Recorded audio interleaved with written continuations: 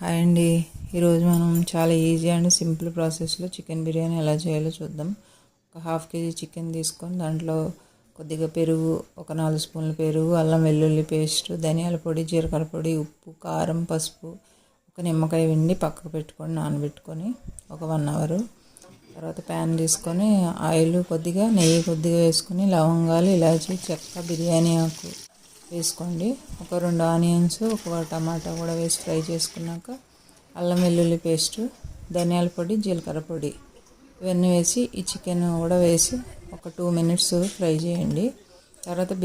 తర్వాత బిర్యానీ మసాలా, ఇలాచీ, లవంగ, చెక్క, జాజికాయ, జాపత్రి, మరాఠీ మొగ్గ, కొద్దిగా గసగసాలు ఇవన్నీ వేసి పౌడర్ చేసుకొని అది కూడా వేసి సరిపడినన్ని వాటర్ పోసుకోండి. వాటర్ మరిగేటప్పుడు మనం నానబెట్టుకున్న బియ్యం కూడా వేసుకొని ఒక 2 మినిట్స్ అయితే బిర్యానీ రెడీ అయిపోతుంది. ఈ వీడియో మీకు నచ్చినట్లయితే ఒక